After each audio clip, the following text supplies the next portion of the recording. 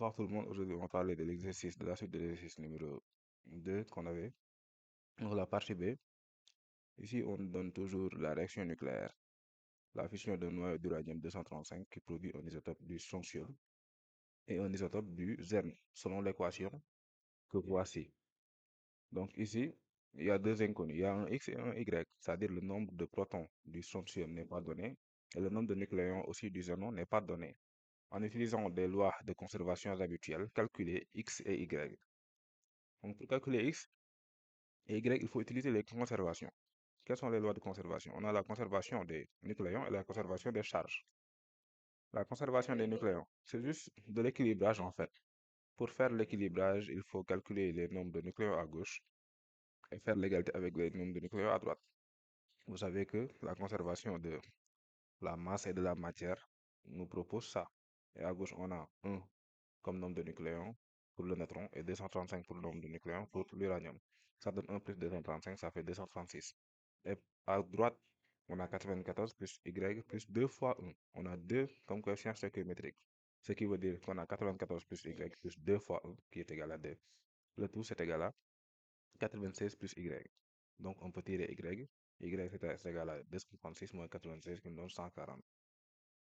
À droite, ici, on a la conservation du nombre de charges. Vous savez qu'on a utilisé la conservation du nombre de nucléons. Là, on va utiliser les conservations des nombres qui sont en bas.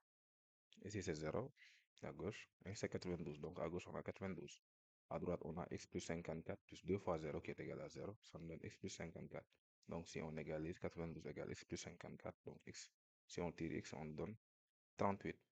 Et à la fin, l'équation est écrite avec x 38, y 140. Deuxième question parle des réacteurs qui sont dits surgénérateurs. Donc, il y a la possibilité de capture d'un neutron pour un noyau d'uranium 235. Toujours, il faut regarder les nombres de nucléons. Quel est l'isotope de l'uranium obtenu? Donc, l'uranium obtenu, c'est 235 plus 1. Le nombre de neutrons a un nombre de nucléons qui est égal à. Le neutron, donc, c'est juste un nombre de nucléons qui en a 1 et 0 protons. Donc, on a 236 est égal à 235 plus 1, et là, c'est 90 plus 0, ça reste 92. Donc, ça, comme vous le voyez sur la première partie, c'est un isotope de l'uranium 235. Maintenant, on nous dit cet isotope radioactif subit une transformation bêta-1 pour donner un isotope neptunium lui-même radioactif et qui parle une nouvelle désintégration bêta-1 dans l'isotope 239, qui est le plutonium, n'est-ce pas? On dit écrire les deux équations correspondant aux deux transmutations envisagées en utilisant les symboles convenables. Donc la première transmutation, c'est quoi? C'est l'isotope 239 qui se transforme en neptunium. C'est ça. Donc le neptunium est là, c'est juste qu'il a perdu un seul électron. Et l'électron a une charge négative, donc le nombre de protons est égal à -1. Donc c'est comme si tu as 92 et tu ajoutes un nombre un proton, ça donne 93, n'est-ce pas? Si tu as le neptunium, tu vas faire bêta-1. Bêta-1, c'est juste une désintégration où on libère un électron. Si on libère un électron, c'est comme si neptunium a capté un électron, un proton, n'est-ce pas? Donc ici, la deuxième partie, c'est le neptunium qui se transforme en plutonium 94. Vous voyez que le neptunium, c'est 93. Donc le plutonium, c'est 94, c'est la même chose, bêta-1. Donc, il y a libération d'électrons, donc ajout d'un proton, donc on aura plutonium 94 plus un électron. Ici, on dit une fission libère d'autres neutrons, dits rapides, ayant une masse, ayant une vitesse du moins, V0 égale 20 000 km par seconde, plus qu'un neutron. Pour qu'un neutron puisse provoquer une nouvelle fission, il doit avoir une vitesse V1 qui est égale à 2 km par seconde. Le ralentissement des neutrons se fait par chocs successifs avec les noyaux atomiques d'un modérateur. Un neutron de vitesse V0 égale 20 000 km par seconde heurte un noyau de deutérium. Deutérium, c'est H2O, initialement au repos. On suppose que le choc est parfaitement élastique et que les vitesses des particules après le choc ont la même direction que la vitesse du neutron incident. Quatrième question. On nous demande d'appliquer les lois de la mécanique classique et de calculer la vitesse. du neutron après le choc. Donc ça, vous l'avez appris en classe de première.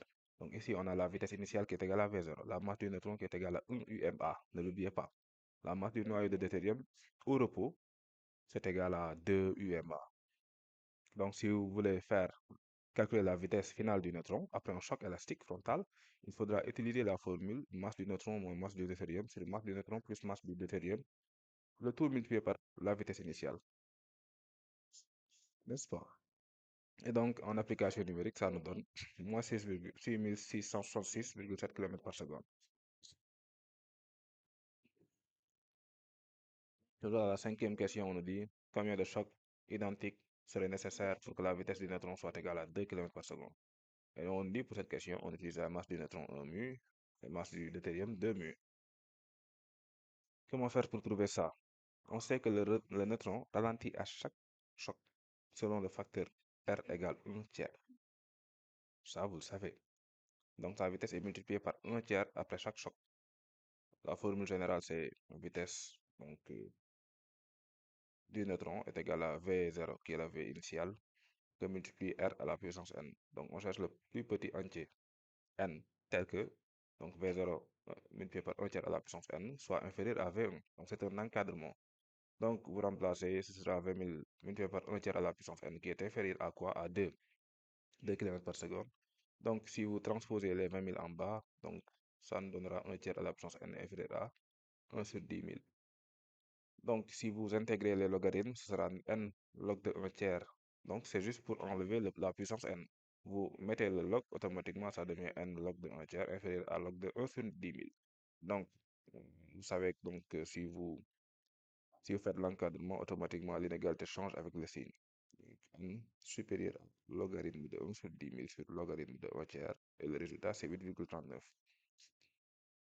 Donc, si n est supérieur à 8,39, ça veut dire qu'il faut au moins 9 chocs pour que la vitesse du neutron tombe à 2 km par seconde ou moins. Donc, c'était tout pour euh, cette partie. On va faire la partie C et on termine avec cet exercice.